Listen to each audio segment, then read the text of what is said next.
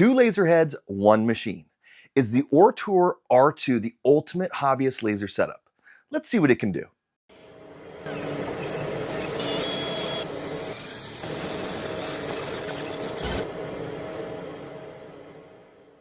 Welcome back to the channel, everyone. I'm Brett, and this is my laser garage. My wife and I run a full-time laser engraving business out of our home, and this channel is all about helping you out with your laser or CNC business. Whether you're just getting started or looking to level up if you're new here, my reviews are all about giving you quick, real-world insights, not just unboxing fluff. I test machines the same way I use them, by incorporating actual projects under realistic conditions and with no sugarcoating. That way you get the info you need to make a smart purchase.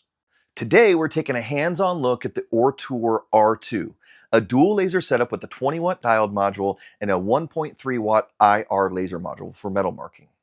I'll walk you through some of the setup, cut testing, engraving performance, and a few real projects including photo engravings, a custom LED moon display, and metal jewelry engraving using the IR module. Whether you're looking to make gifts, decorate your home, or explore hobby engraving from your garage or spare room, this video will help you figure out if the R2 fits your workflow, or if you should keep shopping. So before we get started with the testing, here's what's packed into the Ortur R2. A 20-watt diode laser module, powerful enough to cut thicker materials like 5mm wood, yet still engrave with precision. It also is equipped with an optional 1.3-watt IR laser module, which allows you to engrave on metals, which normally can't be accomplished with a diode laser, without the use of marking sprays.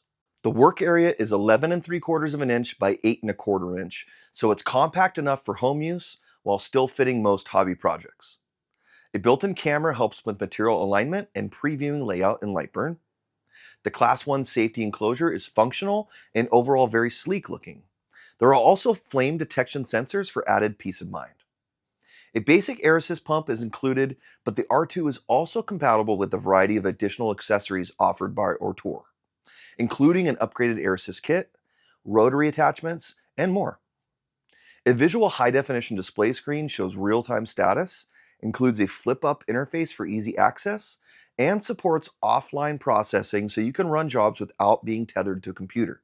Of course, the R2 is also fully compatible with LightBurn, and my setup experience is really smooth. I had it powered on, focused, and moving in under 10 minutes after unboxing.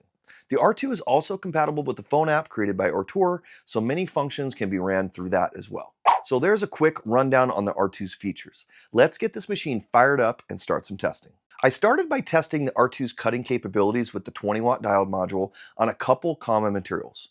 I focused on 3mm basswood and 3mm MDF core walnut plywood, since those are go-to options for a lot of hobby laser users. I used LightBurn material test cards to dial in speed and power settings. These are essential when you're working with a new machine, or just trying out unfamiliar material types. You can see exactly where the performance peaks and avoid overburning or incomplete cuts. Both materials cut cleanly with just a single pass at slower speeds, especially when paired with the basic air assist setup. The basswood showed smooth edges and minimal darkening, while the MDF core walnut had slightly more edge burning, but nothing unexpected for this material. Overall, I was happy with the cutting power and quality of cut. Max cutting thickness is going to be about 1/4 inch depending on the material, but speeds are going to be pretty slow at that thickness. For a machine this size and power, I would stick to either 2 or 3mm craftwood material for best results. Cutting performance here is absolutely suitable for home craft projects. If you're making things like small signs, layered art pieces, gift card holders, or name plaques, the R2 has enough power to handle it. Also, the relatively compact working area means you'll probably be cutting smaller items anyway, which keeps jobs efficient and manageable for this wattage range. Overall, I'm a fan of 20-watt diode modules because they give a good combination of cutting capability and engraving quality. And speaking of engraving, let's load up some more material and test out a photo. To test engraving performance, again, I started by running a LightBurn material test card. This helped me quickly dial in the best power and speed combinations for clean, detailed engravings on wood and composite surfaces. Once I had those settings locked in, I moved on to a raster photo engraving on birch plywood. The R2 delivered sharp detail and solid contrast. No blown out highlights or muddy shadows. Fine lines came through cleanly, I see a lot of detail in this photo, which is really cool. A big key to proper photo engraving is, of course, your photo preparation, though. LightBurn has a lot of powerful image editing options built in, but I found great results using a website called LightBurn to prepare my photos. If you haven't checked out this website before, I'll link it in the description.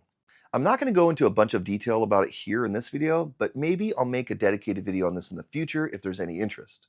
But for now, there's tons of different YouTube videos on it out there. Definitely worth some watch time to become more familiar with it.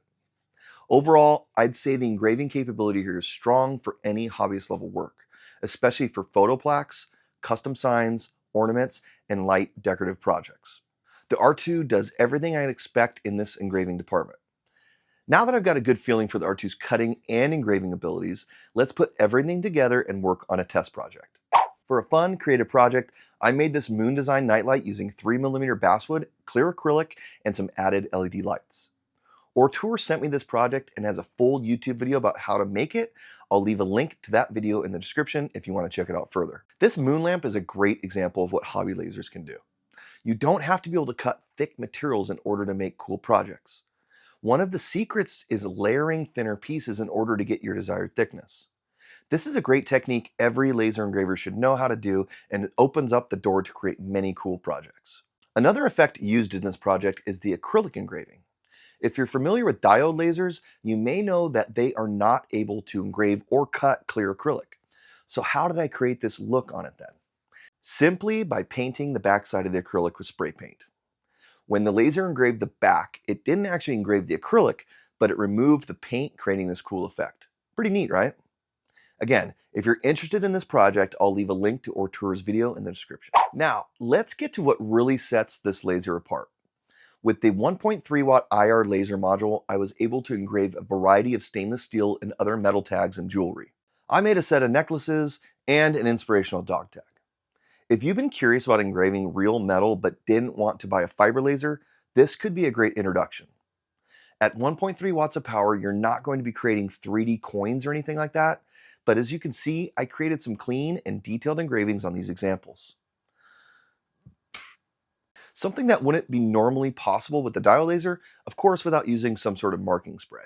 After using both the 20 watt diode and the 1.3 watt IR laser on several projects, here's what stood out to me. The diode and IR laser performed really well. The 20 watt diode was on par with everything else I've tested in this class, and the 1.3 watt IR module worked surprisingly well. The compact size and quiet operation. We'll go more into size later, but one benefit of a smaller work area is portability. This machine is very lightweight and convenient to move around. The included air assist pump, as well as the overall laser, is very quiet to operate and has a sleek look. It's easy to set up and safe to use. LightBurn setup was just a few clicks, which is a must nowadays, and the built-in enclosure seals all parts of the laser with no holes or gaps. Versatility. Besides the dual source function, which enhances its versatility, the bottom tray of the machine can also be removed if you need to engrave on something large like a bench or a tabletop. Overall, the R2 performs well for a budget laser and could be a good entry-level machine for someone looking to explore the hobby without spending a bunch of money. But of course, like any laser, it's not without its flaws. Let's take a look at what I think can be improved. First off, the small work area. With a bed size of about 11 3/4 by 8 1/4 inch, your projects are going to be fairly limited. There's still a lot you can accomplish with this work area though, but I wish it was at least 11 3/4 squared. That way you can use 12 by 12 material, which is pretty commonly available. Now the good thing is at least you can physically fit a 12-inch square piece of material in the machine. You'll just have to rotate it in order to cut or engrave on the entire piece. Next, head swapping could be smoother. Don't get me wrong, swapping from the diode to the IR module was not hard.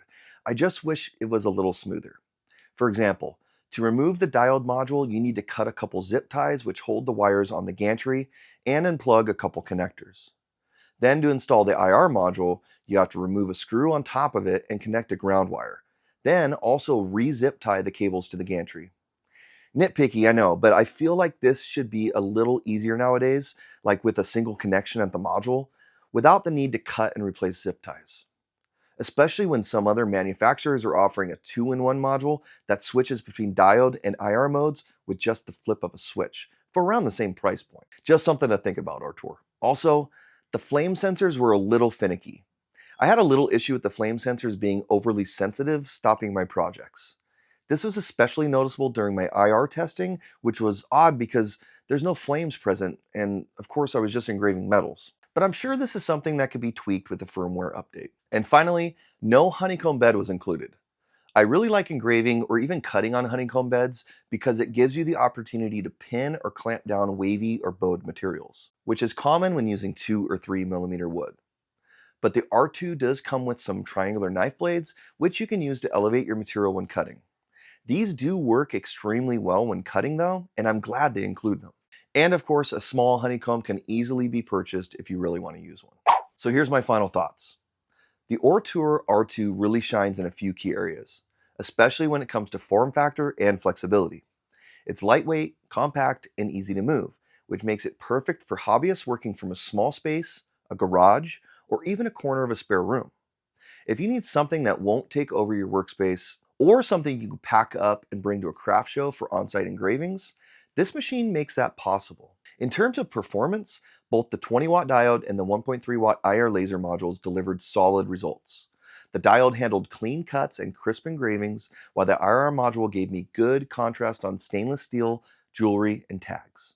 Setup was quick, LightBurn integration was smooth, and the motion system felt dialed in for a hobby-grade machine. While the R2 has a lot going for it, I do think it's important to take a look at what else is out there, especially in this price range. Take your time, watch a few other reviews, think about what kinds of projects you want to create and how often you'll be using your laser. If portability and variety matter most, the R2 might be the right fit. If this video helped you out, I'd love for you to subscribe to the channel. I share honest reviews, practical tests, and real shop projects to help hobbyists and makers like you get the most out of your tools. And if you're looking for laser-ready design files or materials tested specifically for diode lasers, check out my Etsy shop. Everything there is built with machines like this in mind. Thanks again for checking out this video, and I'll see you on the next one.